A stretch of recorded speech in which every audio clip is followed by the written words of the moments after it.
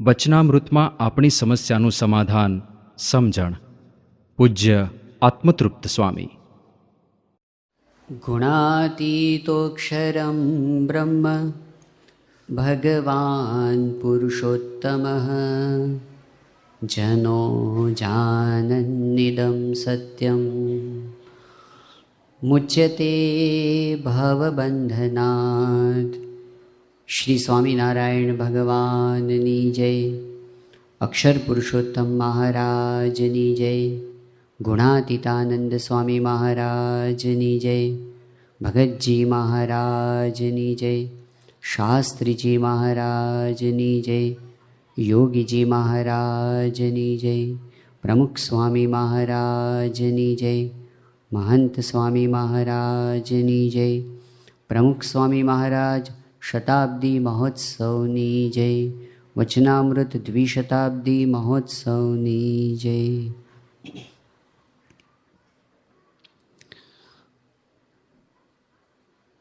વચનામૃત ગરડા મધ્ય 60ની અંદર મુક્તાનંદ સ્વામીએ શ્રીજી મહારાજને પ્રશ્ન પૂછ્યો કે હે મહારાજ, આ સંસારની અંદર તો અનેક પ્રકારના વિક્ષેપ આવે છે, એમાં ભગવાનનો ભક્ત કેવી રીતે સમજે તો એને અંતરે સુખ રહે. પ્રશ્નની અંદર જ ઘણું બધું વિઝડમ પડેલું છે કે સંસારમાં આપણી અપેક્ષા એવી રહેતી હોય છે કે કોઈ મુશ્કેલી આવવી જ ના જોઈએ.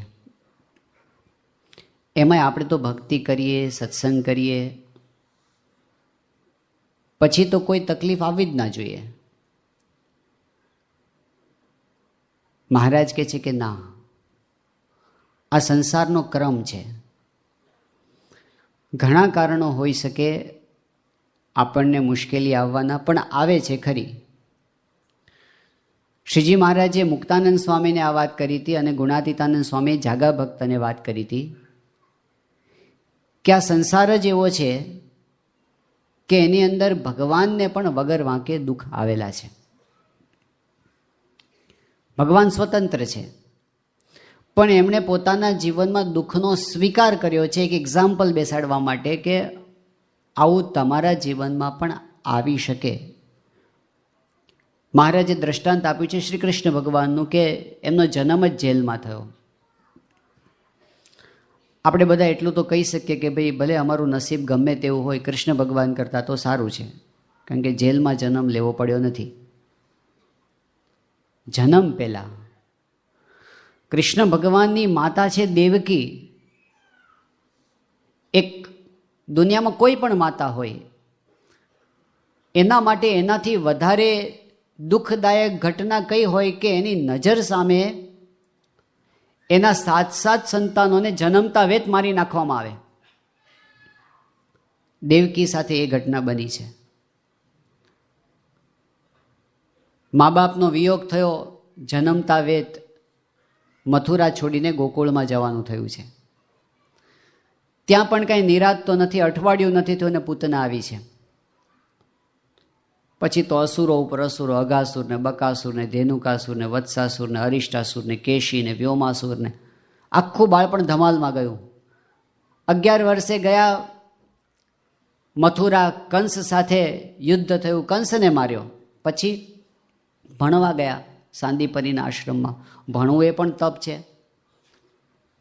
એમાં જ ઘણા કંટાળીને આત્મહત્યા કરી લે છે. ભણ્યા, ભણીને પાછા આવ્યા તો ગુણાતીતાનંદ સ્વામી વાત કરી કે શ્રી કૃષ્ણ ભગવાનના જીવનની એક ટ્રેજેડી એવી છે કે એમને ક્યારેય એકેય લગ્ન સીધે સીધા થયા નથી. જેટલા લગ્ન થયા ને બધા યુદ્ધ કરીને જ કર્યા છે એમણે. તે પરણ્યા તો પાછી કેટલી કન્યાઓને પરણ્યા? 16,108. હવે તો ભગવાનનો અવતાર હતા, પણ તમે વ્યવહારિક રીતે વિચાર કરો કે એક ઘરની અંદર 16,108 પત્નીઓ ભેગી થાય તો નહીં હોય એની માથાકૂટો? એક રાણી થકી 10 દીકરાને એક એક દીકરી થઈ. હવે કેલ્ક્યુલેટર લેવું પડશે. એ બધા છોકરાને મોટા કર્યા, રડતા હોય ત્યારે છાના રાખ્યા, હાજે માંદે એને સંભાળ્યા, ભણાવ્યા, નોકરી ધંધે લગાડ્યા, પરણાવવા, ઝઘડે તો છૂટા પાડવા, ને કોકની હારે બાજી આવે તો એની હારે પણ સમાધાન કરવું. આ બધામાંથી ભગવાન કૃષ્ણ પસાર થયા. એમાં પછી પાંડવને કૌરવની લડાઈ આવી. સમજાવવા ગયા દુર્યોધને, દુર્યોધન ન માન્યો. વડીલોને પ્રશ્ન હોય છે, મારું માનતા નથી. હવે દુનિયામાં કૃષ્ણ ભગવાનનું માન્યા નથી લોકો, તો ન માન્યો દુર્યોધન. યુદ્ધ થયું, સંહાર થયો 18 અક્ષહિણી સેનાનો. પાછા આવ્યા, ત્યાં યાદવો છાકતા થયા. પિકનિક કરવા ગયા હતા ને એમાંથી દારૂ પીધો. તો પેલા વાદ વિવાદે ચડ્યા, પછી ગાળાગાળી થઈ, પછી બથમ બથ્યા, અને પછી તલવારો ઉઠાડ્યું. અને પછી તમે એનું વર્ણન સાંભળો. શ્રીમદ ભાગવતમાં પણ છે ને મહાભારતની અંદર પણ છે કે બાપ દીકરો એકબીજાને મારે, ભાઈ ભાઈ એકબીજાને મારે, કાકો ભત્રીજો એકબીજાના ખૂન કરે. કૃષ્ણને બલરામ વચ્ચે પડ્યા તો એને ફેંકી દીધા. અને કૃષ્ણની નજર સામે આખું યાદવ કુળ ત્યાં ને ત્યાં જ અંદર કપાઈને મરી ગયા. અને કૃષ્ણ ભગવાને દેહ છેલ્લે છોડી દીધો. આ સંસાર છે. સંસાર હોય એટલે એમાં આપણે ન ધારેલી હોય એવી મુશ્કેલીઓ આવે ને આવે જ. એ આવે એમાં નવાઈ નથી, ન આવે એમાં નવાઈ છે. એ બતાવ્યું એમણે. રામચંદ્રજીએ કાંઈ વાંક વગર 14 વર્ષ વનમાં ભટકવું પડ્યું કે નહીં? સીતાજીના જીવનમાં કેટલા દુઃખ આવ્યા. ભગવાનના અવતારો છે, એમણે પણ કષ્ટોનો સ્વીકાર કર્યો. અને આપણે ત્યાં તો મહારાજ જુઓ, સ્વામી જુઓ, આખી ગુણાતીત ગુરુ પરંપરા જુઓ. એમણે જેટલા કષ્ટો સહન કર્યા છે, વાંક વિનાના અપમાનો સહન કર્યા છે, એના 100મા ભાગના પણ આપણા જીવનમાં આવતા નથી. એવું એમણે વેઠીને બતાવ્યું આપણને. એક એક્ઝામ્પલ આપ્યું. એની વચ્ચે પણ એમના અંતરની શાંતિ છીનવાઈ નથી. એટલે આપણે જ્યારે ભક્ત થયા, આજે આપણે વચનામૃત પાસે આપણા પ્રશ્નોનો ઉકેલ લેવા જઈએ છીએ, તો પહેલાં એટલું તો સ્વીકાર કરવો પડશે કે આપણી રીતે સમાધાન મેળવવા માટેનો આગ્રહ બાજુમાં મૂકી વચનામૃતની રીતે મારે સમાધાન મેળવવું છે. ભગવાન સ્વામિનારાયણ મને શું કરવા માગે છે, કરાવવા માગે છે, તો તરત સમાધાન મળશે. પણ ઘણી વખત આપણો દુરાગ્રહ હોય છે કે નહીં, મારે સમજણ નહીં, મારે દીકરો જ જોઈએ, મારે સમજણ નથી નહોતી, મારે પૈસા જ જોઈએ. ભગવાન પૈસાએ આપે ને દીકરોએ આપે, પણ જો સમજણ નહીં હોય ને તો પછી પણ શાંતિ થવાની નથી. એટલે ફંડામેન્ટલ ઉપાય આપણા માટે આ છે, સત્સંગ કરી અને સમજણની દ્રઢતા આપણા અંતરમાં થાય. કઈ સમજણો છે વચનામૃતમાં? એ સમજણો શ્રીજી મહારાજે બતાવી આ મધ્યના 60માં. જ્યાં સુધી એ સમજણ પર ન આવીએ ત્યાં સુધી આપણને, હમણાં મહારાજે વચનામૃતમાં જે કીધું એનું કોટેશન જોયું સારંગપુરના 18 પ્રમાણે, કે મૂર્ખ માણસ હોય એ શું કરે? જ્યારે મૂંઝવણ આવે ત્યારે કાં તો કોકની સાથે ઝઘડો કરે, કાં તો સૂઈ રહે, કાં તો ખાવા પીવાનું બંધ કરી દે, કાં પછી ઘણા લોકો વ્યસનો ઉપર ચડે, અને અતિશય મૂંઝાય તો છેલ્લે બાકી મરે પણ ખરો. આ મૂર્ખ માણસ આવા ઉપાય કરે છે. મહારાજ કે એનાથી મૂંઝવણ ન ટળે. જ્યારે આવા ઉપાયો પર કોઈ જાય તો એ વધારે દુઃખી થાય છે. થોડા વર્ષો પહેલાંની વાત છે કે ત્યાં અમદાવાદનો એક યુવક આવ્યો હતો સારંગપુર, અને એના કુટુંબની અંદર કેટલીક આપત્તિઓ આવી ગઈ હતી. એટલે એને પોતાની એની વ્યથા હતી, એટલે એણે એની વાત સંતો પાસે રજૂ કરવી હતી. એટલે એણે વાત કરી. પ્રોબ્લેમ એવો આવ્યો એના કુટુંબમાં કે વ્યવસાય ચલાવતા હશે કુટુંબમાં એ લોકો, નાનો એવો, પણ એમાં કંઈક બહુ જ મોટી આર્થિક ખોટ આવી, અને નુકસાન એવું થયું કે માથે બહુ મોટું દેવું ચડી ગયું. સ્વાભાવિક રીતે ઘરમાં બધાને ચિંતા થાય આવું થાય એટલે. પણ આ જે કિશોર હતો એના માતૃશ્રીને જરા વધારે ચિંતા કરવાનો સ્વભાવ, એટલે રાત દિવસ એના જ વિચારોમાં રહ્યા કરે. એને એમ કે મારા ભાઈઓ છે એ બધા પૈસે ટકે સુખી છે, અને અત્યાર સુધી મેં કોઈ દિવસ ભાઈઓ પાસે હાથ લાંબો કર્યો નથી. મારા બાપની મિલકતમાંથી મેં કોઈ દિવસ માગ્યું નથી, પણ અત્યારે પરિસ્થિતિ એવી છે તો મારા ભાઈઓ મને મદદ કરશે એવી આશા હતી એના મનમાં. એટલે એણે પોતાના ભાઈઓને વાત કરી કે અત્યારે અમારી સ્થિતિ બહુ ખરાબ છે, તો તમે કંઈક મદદ કરો તો સારું. પણ સંસાર છે ને, બધા ભાઈઓએ વારાફરથી હાથ ઊંચા કરી દીધા. બહાના તો બહુ મળે દુનિયાની અંદર. અત્યારે અમે એટલા બધા મુશ્કેલીમાં છીએ, એની મુશ્કેલીઓને એવું વર્ણન કરે કે એમ થાય કે આને આપણે મદદ કરવી જોઈએ. એટલે બધા રોદણા રડી લીધા, કીધું કે અમારાથી કાંઈ થઈ શકે તેમ નથી. એટલે પેલા બેનને એટલું બધું લાગી આવ્યું તો ટ્રેનના પાટા પર પડતું મૂક્યું એણે, મરી જવાનો પ્રયત્ન. પણ બનવા જોગ થયો કે આખી ટ્રેન પસાર થઈ ગઈ, એ બેનના 2 પગ આખા કપાઈ ગયા અને એ જીવતા રહી ગયા. હવે ખબર પડી, હોસ્પિટલમાં દોડાદોડી થઈ, સગાવાલા આવ્યા, બધાએ ખરખરો કર્યો, અરર બહુ દુઃખ આવ્યું તમને, આમ છે તેમ છે, આશ્વાસન આપ્યું. ભાઈઓએ આવ્યા, એણે કીધું કે આવું ન કરાય, તમારે વિચાર કરવો જોઈએ, થોડી સલાહોય આપી. મહિનાઓ સુધીનો ખાટલો, પછી તો પરવશ જેવા જ થઈ ગયા હતા, ઘરમાં જ પડી રહેવું પડે પછી. પણ ચિંતા હજી ઊભી ને ઊભી રહી. 5-6 મહિના થઈ ગયા, આમને આમ કોઈએ મદદ કરી નહીં. ફરી પાછું મનમાં ઉપડ્યું અને ઘરમાં કોઈ હાજર નહોતું. એ વખતે એને કેરોસીનનો ડબલો લીધો અને પોતાના શરીર પર છાંટ્યું અને દિવાસળી ચાંપી. ભડ ભડ ભડ બળવા માંડ્યા, ચીસાચીસ થઈ, આજુબાજુથી લોકો ભેગા થયા, કોઈએ ગોદડા માથે નાખ્યા, એમ્બ્યુલન્સ બોલાવી, હોસ્પિટલ ભેગા કર્યા. 60% શરીર બળી ગયું ને બેન જીવતા રહી ગયા. દુઃખ વધ્યું, ખર્ચો વધ્યો, ચિંતાઓ વધી. જ્યારે માણસ સહન ન કરી શકે અને આડાઅવળા રસ્તા અપનાવે ને, ત્યારે દુઃખ ઓછું થતું નથી. સમજણ વગર ઉકેલ આવતો જ નથી. એટલે મહારાજે કીધું કે ભગવાનના ભક્ત હોય ને એણે આવા સમયે સત્શાસ્ત્રનો આધાર લેવો, વચનામૃતનો આધાર લેવો, સ્વામીની વાતોનો આધાર લેવો, સંત સમાગમનો આધાર લેવો, કથા વાર્તાનો આધાર લેવો. એ આપણને બહાર લાવી દે. કોઈ દુઃખ એવું નથી કે જેમાંથી બહાર ન આવી શકાય, કોઈ દુઃખ એવું નથી. પણ આ સમજણની તૈયારી હોય તો માણસ ઊભો થઈ શકે. શ્રીજી મહારાજે વચનામૃતની અંદર આપણને જે જ્ઞાન આપ્યું છે એને જો આપણે એક શબ્દમાં કેવું હોય તો એવું કહેવાય કે અક્ષર પુરુષોત્તમ સિદ્ધાંતનું જ્ઞાન આપ્યું મહારાજે આપણને. જે માયા પરનો સિદ્ધાંત, જે પરમ સત્ય, અક્ષરધામમાંથી લાવેલો સિદ્ધાંત, અક્ષર પુરુષોત્તમ સિદ્ધાંત, એ જો આપણા જીવનમાં દ્રઢ થાય. એમાં મહારાજે વાત કરી કે અક્ષર બ્રહ્મને જાણો.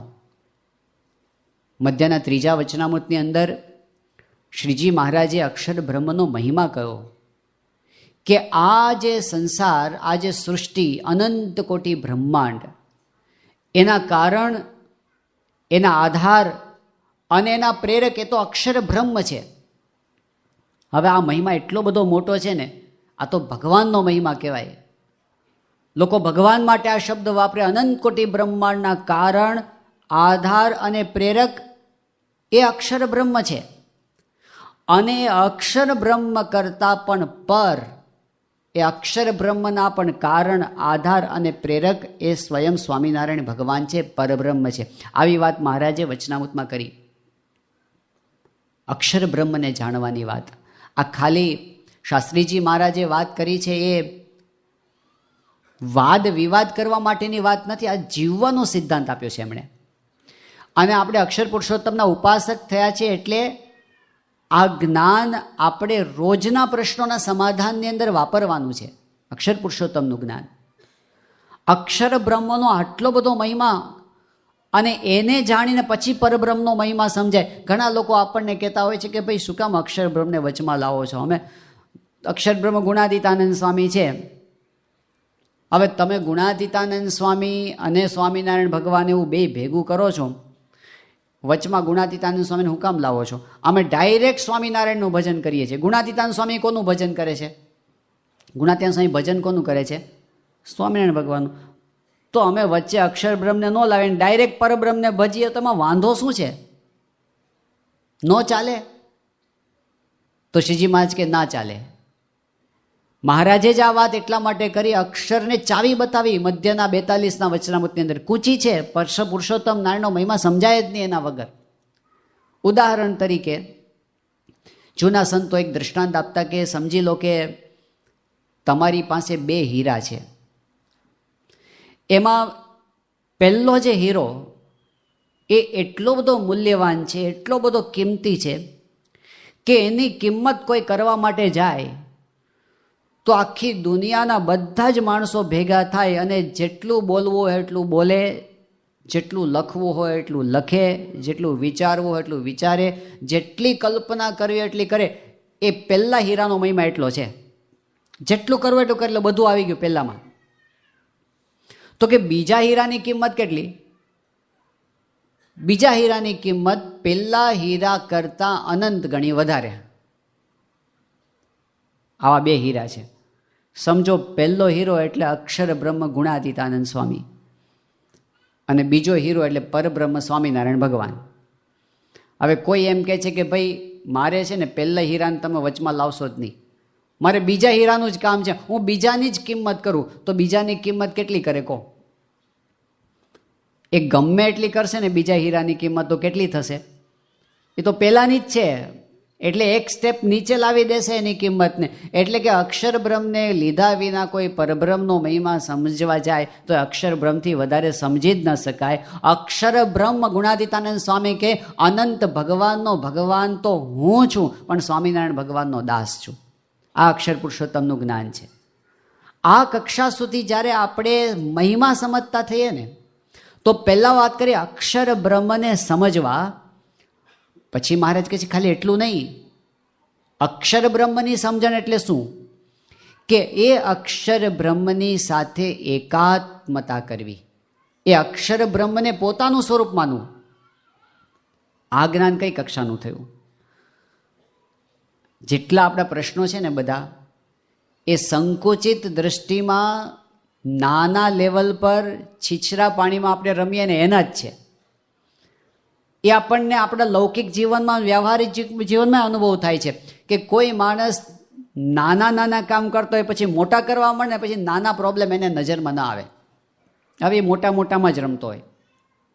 ઉદાહરણ તરીકે આપણે વિચાર કરીએ કે આપણે જ્યારે સાવ નાના બાળક હોઈએ, આમ નાના બાળક એટલે સમજો ને 4-6 મહિનાના, એ વખતે આપણી પ્રોપર્ટી શું કહેવાય?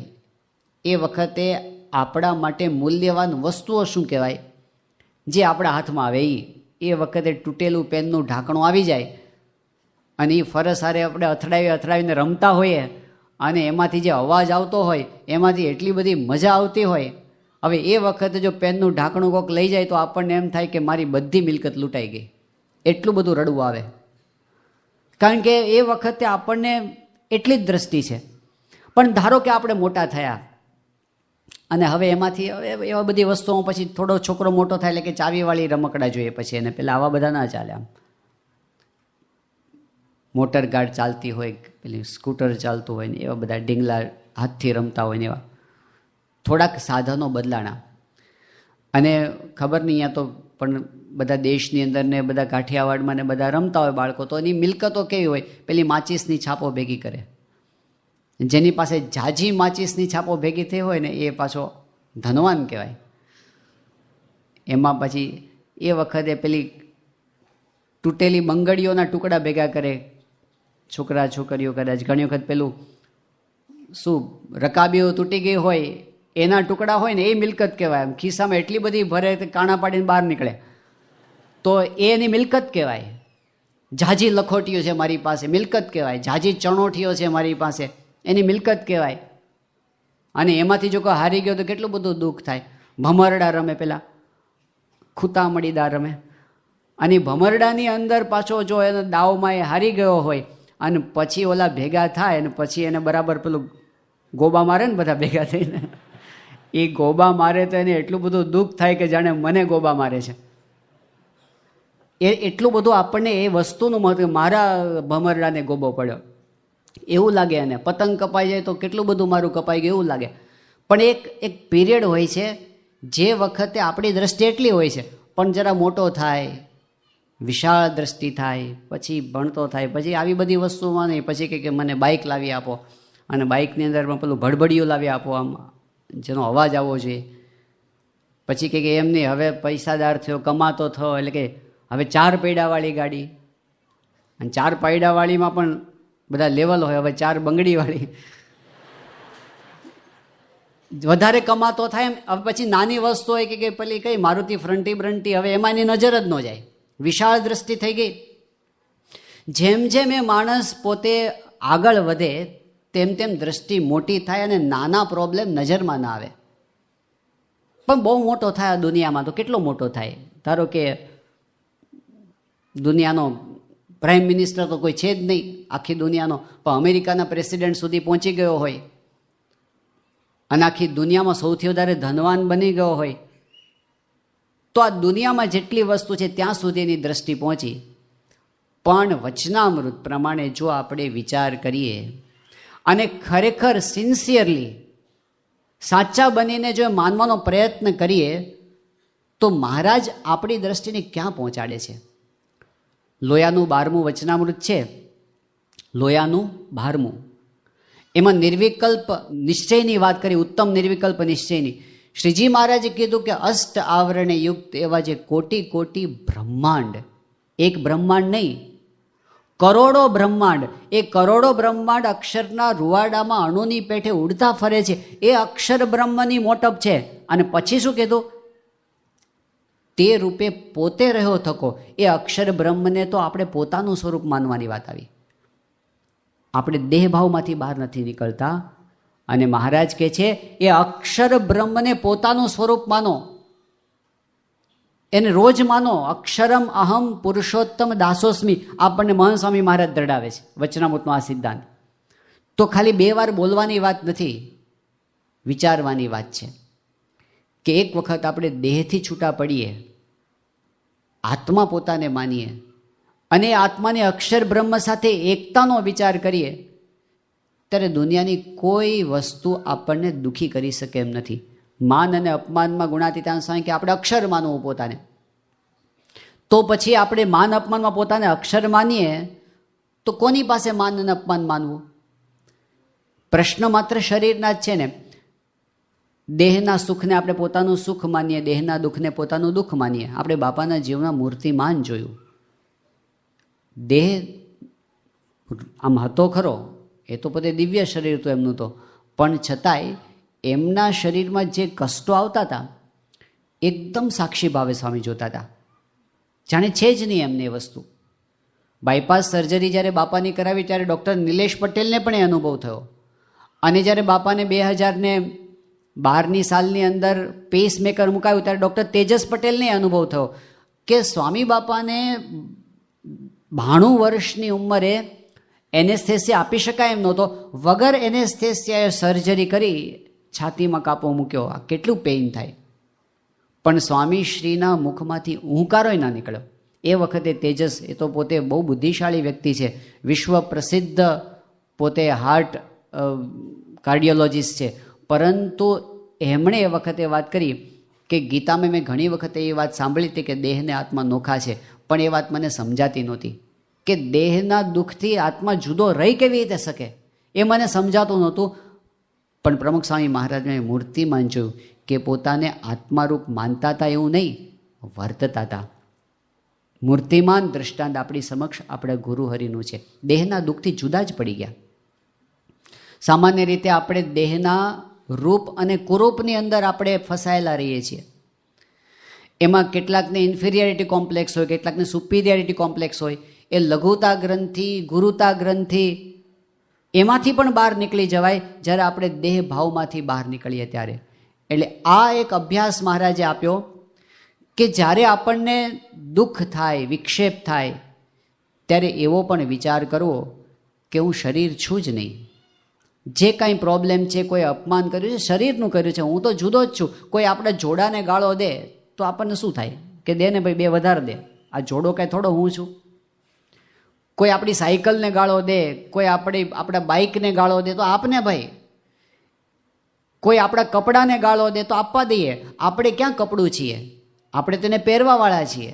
આપણે ક્યાં જોડો છીએ, આપણે તેનો ઉપયોગ કરવાવાળા છીએ, આપણે ક્યાં મકાન છીએ. આપણે સાધનથી જુદા છીએ. એમાં શરીરથી મારું આખું વ્યક્તિત્વ જ જુદું છે. અને અક્ષર બ્રહ્મ ગુણાતીતાનંદ સ્વામી, આજે મહાન સ્વામી મહારાજ, એ જ મારું સ્વરૂપ છે. આ નિત્ય અભ્યાસ માટે સ્વામીશ્રી આપણને દીક્ષા મંત્ર આપ્યો છે. તો એ જ્યારે સમજતા થઈ ત્યારે દેહના દુઃખથી જુદા પડી શકીએ છીએ. એટલે કે આપણા પ્રોબ્લેમનું સમાધાન એનાથી લાવવાનો પ્રયત્ન કરીએ તો આપણને દેખાશે કે એ વાત બોલવી એ જુદું છે, એની પ્રતીતિ એ જુદી વાત છે. જો આપણે એને બરાબર વિચારીએ, એની દ્રઢતા થાય આપણા અંતરની અંદર, તો દુઃખી થઈ જ ન શકીએ આપણે. કારણ કે પહેલાં પહેલી વસ્તુ તો એ થઈ કે અનંત કોટી બ્રહ્માંડના કરતા હરતા જે છે, જેની મરજી વિના સૂકું પાંદડું પણ હલી શકતું નથી, એવા ભગવાન એ આજે મને પ્રત્યક્ષ મળ્યા. એટલે જે કાંઈ થાય છે બધું એ જ કરે છે. આપણા માથા પરથી કેટલો બધો ભાર ભગવાનને કરતા હરતા માનવાથી ઉતરી જાય. જે કાંઈ થયું છે એના માટે આપણને દુઃખ રહ્યા કરે કે આવી ઘટના મારા જીવનમાં કેમ બની. સ્વીકારી લો કે મહારાજે કરી છે, સ્વામીએ કરી છે, એ વિના બીજો કોણ કરનાર છે. અને જો એમણે કરી છે તો મારા સારા માટે જ કરી છે. એમની છત્રછાયા, એમનો આશરો દ્રઢ થઈ જાય અને આપણે દુઃખમાંથી મુક્ત થઈ જઈએ. બીજી વસ્તુ છે, એમણે આપણને કલ્યાણનો કોલ આપ્યો. એમણે આપણે મોક્ષ માટે આપણને વચન આપી દીધું કે જાઓ, હું તમને અક્ષરધામમાં લઈ જઈશ. પ્રમુખ સ્વામી મહારાજે છેલ્લા 3-4 વર્ષમાં 20 વખત જાહેરની અંદર સારંગપુરમાં વચન આપેલું કે તમને અક્ષરધામમાં લઈ જાશું. હવે આ કોણ બોલે છે? પ્રમુખ સ્વામી મહારાજ છે ને, એવું નહોતું કે જાણે પેલા રાજકારણમાં કેટલાક લોકો ચૂંટણી આવે ને વચનો આપે, એવું નહોતું. બાપા જે બોલ્યા છે ને એ પ્રમાણે એમણે કર્યું છે. ઘણી વખત એવું થયું છે એમણે કહ્યું એના કરતાં કર્યું વધારે હોય, પણ એમણે વચન આપ્યું હોય અને એ પ્રમાણે ન થયું હોય એવું ક્યારેય એમણે થવા દીધું નથી. સ્વામીશ્રીએ એકે એક કોલ પોતાના પૂરા કર્યા છે. તો એ પુરુષે આપણને કેટલી વખત વચન આપ્યું. મહાન સ્વામી મહારાજ એમણે તો દિલ્હી અક્ષરધામના પગથિયા ચડતા હતા સંતોનો હાથ પકડીને, અને વાત નીકળી સ્વામીની એમ પકડ સારી હતી, એટલે કે સ્વામી શરીર મજબૂત છે પકડ, તો સ્વામી કે હજી તો તમને ખેંચીને ઉપર ચડાવી દો એટલી તાકાત છે. તો બધા સંતો રાજી થયા, પણ સ્વામી પછી ઊભા રહી ગયા. એ વખતે એક સંતે કીધું કે સ્વામી તમે છે ને આ અક્ષરધામમાં તો ચડાવી દેશો, ઓલું અક્ષરધામ છે ને એમાં આવી જ રીતે હાથ પકડીને લઈ જજો. ત્યારે સ્વામી ઊભા રહી ગયા અને પછી બોલા સ્વામી કે ના, તમને બધાને હાથ પકડીને નહીં, તમને તો ખભે બેસાડીને અક્ષરધામમાં લઈ જાશું. તો એ અમથું નથી બોલતા. આ અક્ષરધામમાં જવાની વાત એ કંઈ સાધારણ વાત છે? સુખ સુખ જ્યાં સુખના દરિયા, તેજ તેજ જ્યાં તેજ અંબાર, જ્યાં દુઃખ છે જ નહીં ત્યાં આગળ આપણને લઈ જવાની એમણે આપણને ગેરંટી આપી, છેલ્લા જન્મની ગેરંટી આપી. પ્રાપ્તિની વિશે મહારાજ એવું કીધું કે જે જીવ ભાવે કરીને મારું દર્શન કરશે, મારી વાત સાંભળશે, એનું કલ્યાણ થશે એવો નિશ્ચય રાખવો. તો મારા કલ્યાણમાં શો સંદેહ છે એવી દ્રઢતા રાખવાની વાત મહારાજે વડતાલ 12 ને પ્રથમ 72 કરી. આ પ્રાપ્તિનો વિચાર વચનામૃત આપણને શીખવે છે, એનાથી કૃતાર્થપણું માનવું. વચનામૃતમાં વારંવાર મહારાજે આ વાત કરી કે કોઈ પણ સંજોગોની અંદર દુઃખ અંતરમાં આવવા દેવું નહીં. આ મધ્યના 60મા વચનામૃતમાં સંસાર વ્યવહારના દુઃખની વાત કરી, જેમાં આર્થિક દુઃખ હોય, શારીરિક દુઃખ હોય, કૌટુંબિક દુઃખ હોય. મહારાજ કે દરેકની અંદર તમારે એવો વિચાર કરવો, પ્રાપ્તિનો વિચાર કરવો, ભગવાનના કરતાપણાનો વિચાર કરવો, જગતના નાશવંતપણાનો વિચાર કરવો, પણ કોઈ રીતે વિક્ષેપ અંતરમાં આવવા દેવો નહીં.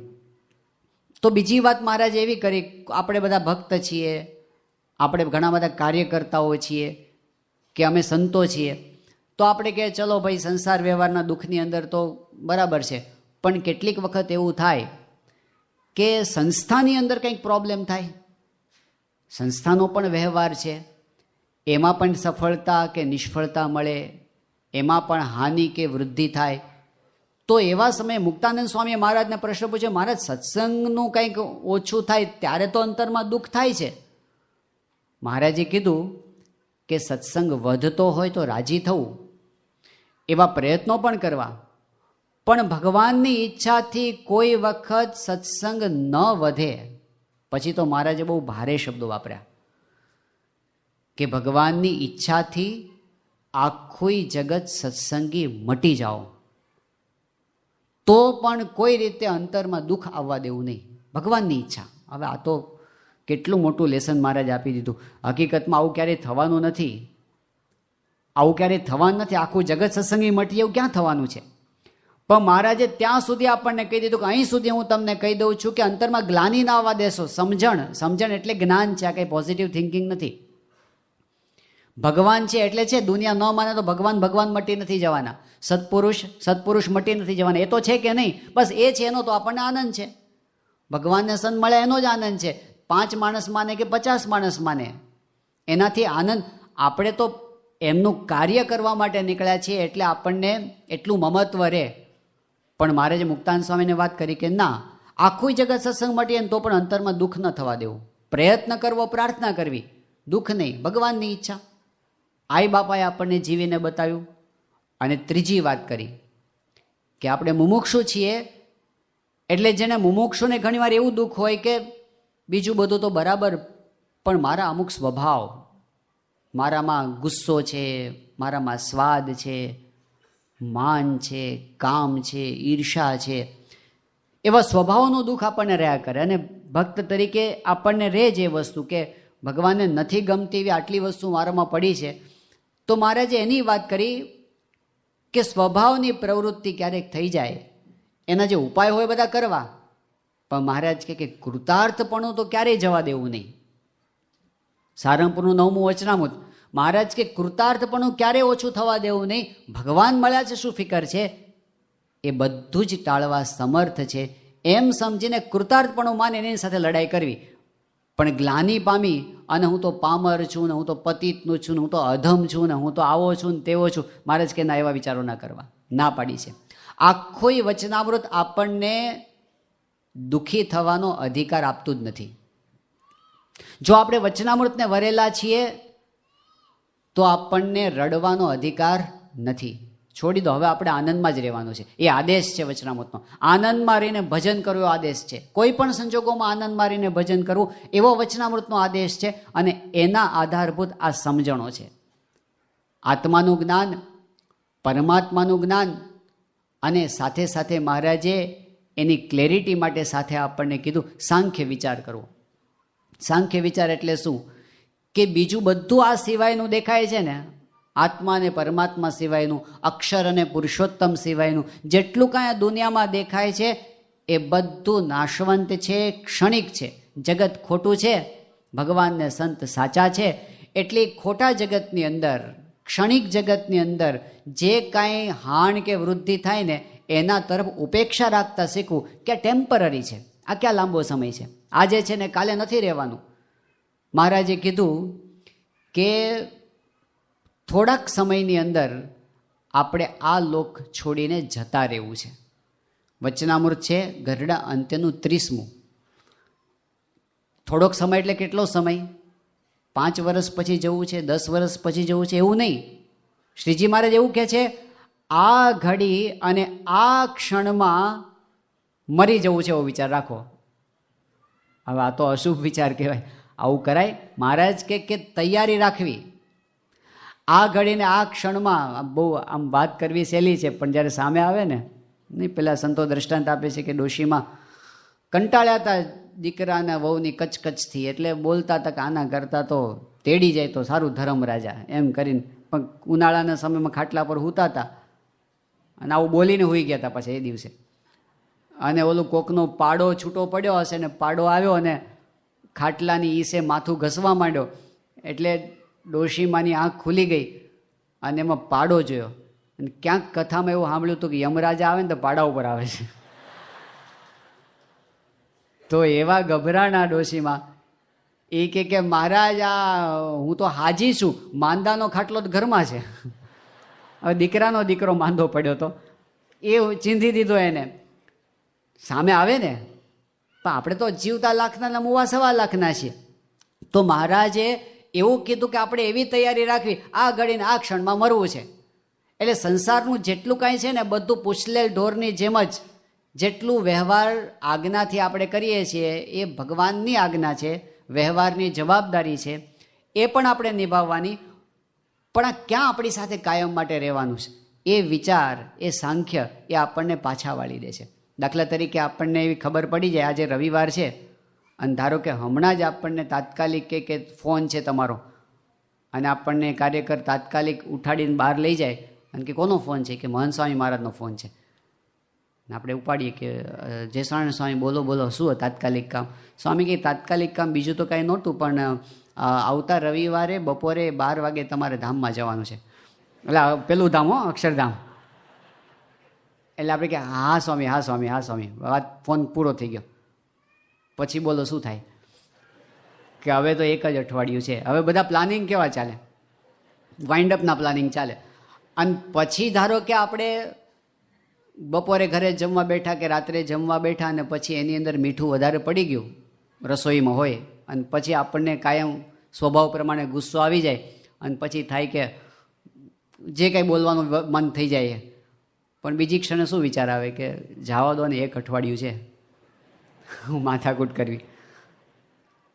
ક્યું અપને શિર લેત બુરાઈ રહેના હે દિન દોય.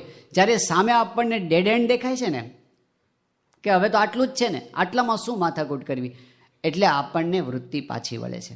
મહારાજ રોજ પ્રલય કરવાની વાત કરે છે અને આત્યંતિક પ્રલય સુધી રોજ લઈ જવાની વાત કરે છે. બધું જ એકવાર નાશવંત કરી દેવું. જ્ઞાન પ્રલય કીધો પ્રથમના 24ના વચનામૃતની અંદર કે બધા જ પ્રલય કરી દેવા, કે અક્ષરધામ સિવાય ને ભગવાનની મૂર્તિ સિવાય બીજું કાંઈ છે જ નહીં, એવું સમજીને એકવાર જ્ઞાન પ્રલય કરીને બેસી જવું. આ સાંખ્ય વિચાર છે. જ્યારે આ વિચારો, આ જ્ઞાન એની શ્રવણ મનન નિધિધ્યાસથી થાય, પણ જેમ જેમ એની દ્રઢતા થાય ને એમ ભક્તો નિર્લેપ થતા જાય. આપણા સત્સંગની અંદર આપણને આવા હજારો મહારાજના વખતમાંય દેખાય છે, આજે પણ એવા ભક્તો આપણને દેખાય છે કે જેને સત્સંગ પચાવ્યો એવા આવા જ્ઞાનમાં સ્થિર રહી શકે છે. નહીંતર ખાલી આપણે સાંભળીએ અને કહીએ અને પોતાના ઉપર ન લે તો ન થાય. જેમ પેલો દ્રષ્ટાંત ગોપાલ સ્વામીનું વખતનું છે કે પેલો ભગત રોજ કથા સાંભળતા હતા, પણ એક વખત આવીને ગોપાળાનંદ સ્વામીના ખોળામાં માથું મૂકીને ધ્રુસકે રડવા માંડ્યા. ત્યારે ગોપાલ સ્વામી કહે કે ભગત શું દુઃખ આવ્યું? એ કહે કે સ્વામી મારી બકરી મરી ગઈ. તો ગોપાલ સ્વામી પોક મૂકી, એટલે ઓલો રોતો તો એ છાનો રહી ગયો. એ કહે કે સ્વામી તમે કેમ રોવો છો? સ્વામી કે મેં 6 મહિના તને કથા વાર્તા કરી અને તારા પર અસર ન થઈ ને એનું મને રોવું આવે છે. તો સત્સંગ એ શું છે? સત્સંગ એવી સ્થિતિ કે જેમાં આ સમજણોથી આપણે મુશ્કેલીમાં સ્થિર રહી શકીએ. બાકી નાની નાની વસ્તુમાં નાસીપાસ થવાની ટેવ પડીને તો હકીકત છે કે રાજા બી દુખ્યા ને રંક બી દુખ્યા. આજે જે આપણે ઈચ્છીએ છીએ પ્રોબ્લેમનું સોલ્યુશન આવી જશે ને તો પણ દુઃખનું સોલ્યુશન નહીં આવે. બહારની સમસ્યાનું સોલ્યુશન આવી જશે, દુઃખ ઓછું થવાનું નથી, ટેન્શન ઓછું થવાનું નથી, એ તો વધતું જ રહેવાનું છે. સફળતા અને નિષ્ફળતાની વ્યાખ્યાઓ જ આવી છે કે કોક માણસને 1 કરોડ રૂપિયા મળે ને તોય નિષ્ફળતા લાગે કે મારે તો 10 કરોડ કમાવાના હતા, હવે એ નિષ્ફળતામાં હોય પાછું. તો આપણી એક્સપેક્ટેશન, આપણી અપેક્ષાઓ, એના ઉપર જો આપણે સત્સંગ દ્વારા સંયમ ન રાખ્યો હોય ને તો દુઃખ વધતું જ જવાનું, એ ક્યારેય ઓછું થતું નથી. તો સત્સંગ કરીને સમજણ પરાવવાની વાત, પ્રાપ્તિના વિચારથી સમજણ પરાવવાની વાત, આપણે અક્ષરધામમાં જવાના છીએ એવી સમજણની વાત. હવે અક્ષરધામની વાત કેટલી મોટી થઈ ગઈ. આપણને ખાલી એટલું જ કહેવામાં આવે કે ભાઈ આ 2021ની સાલમાં રોબિન્સવિલમાં અક્ષરધામનું ઉદ્ઘાટન થવાનું છે અને એની અંદર સત્સંગમાંથી જે હરિભક્તોને જવું હોય અમેરિકા, એના બધા વિઝાનું કામ સંસ્થા કરી આપશે આપણને. અને જેને કદાચ મુશ્કેલી હશે તો ટિકિટની પણ વ્યવસ્થા કરી આપશે. અને પછી જેને ત્યાં રહેવું હશે તો રહેવાની પણ વ્યવસ્થા કરી આપશે. બોલો, આવું નક્કી થઈ જાય, એવું નક્કી થઈ જાય અને પછી એમ જ કે હવે જેને કરવું હોય જલ્દીથી નામ નોંધાવી દે 2 દિવસમાં, તો શું થાય બોલો? આપણને છે ને વિચારો બદલાઈ જાય આખા. ભારત દેખાય જ નહીં, પછી સપના અમેરિકાના જ આવે. દ્રષ્ટિ ત્યાં પહોંચી ગઈ અમેરિકા સુધી ને અક્ષરધામ સુધી.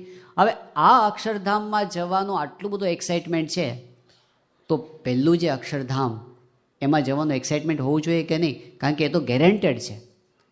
આમાં તો ખાલી આપણે કલ્પનાની વાત કરી, પણ પહેલું તો હકીકત છે કે આપણે એકવાર ત્યાં જઈને બેસવાના. પણ પ્રોબ્લેમ શું છે? આપણે કે ત્યાં જવાનું છે બરાબર, પણ ત્યાં સુધી તો પ્રોબ્લેમ ખરા ને. અહીંયા અક્ષરધામમાં જવાનું થશે જ્યારે દેહ મૂકીને જઈશું ત્યારે.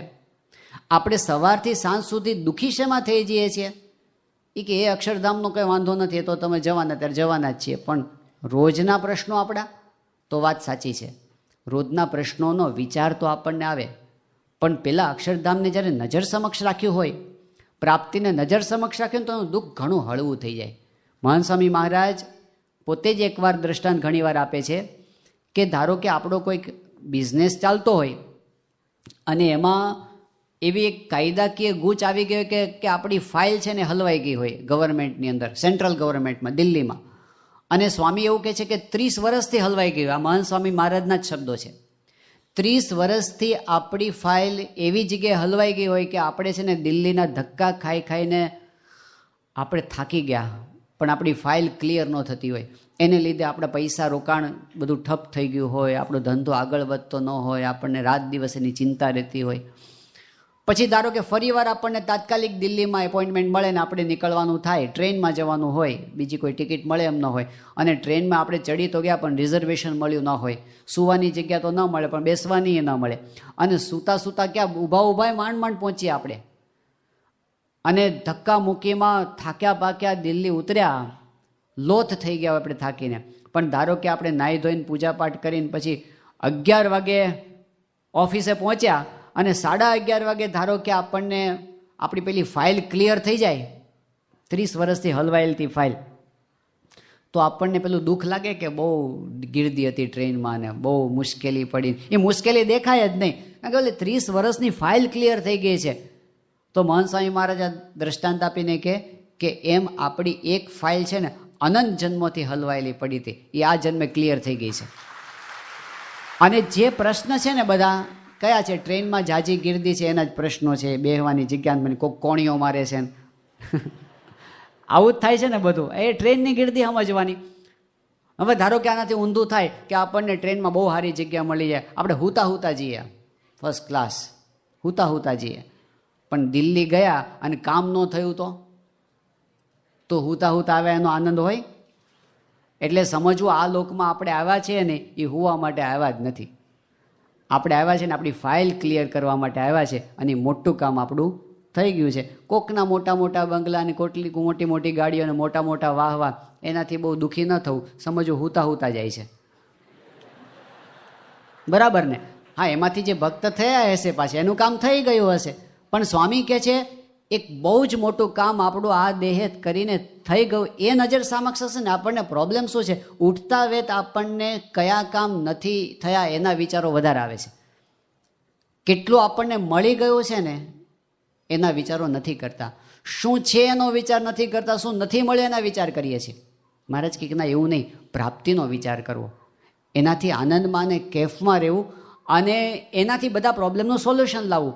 પણ જ્યારે જે ભક્તની નજર સમક્ષ આ પ્રાપ્તિનો આનંદ આવી ગયો, આપણે જોઈએ છીએ સ્વામિનારાયણ ભગવાનના વખતમાં પરમહંસો હતા કે એમને ઘણી મુશ્કેલીઓ હતી, આનંદમાં રહેતા હતા. રાજ મારે દિન દિન દિવાળી રે, અજવાળ્યા તમ સારું ઓરડિયા, મેં તો જાળી રે નંગ જડિયા. હવે વગડામાં બેસીને કીર્તન ગાતા હતા, એ વખતે અજવાળાએ નહોતા ને ઓરડાએ નહોતા ને જાળીઓય નહોતી ને નંગેય નહોતા ને દીવાય નહોતા, કાંઈ નહોતું, પણ મહારાજ હતા ને એવો આનંદનો અનુભવ અને થતો હતો, રોજ દિન દિન દિવાળીનો અનુભવ થતો હતો.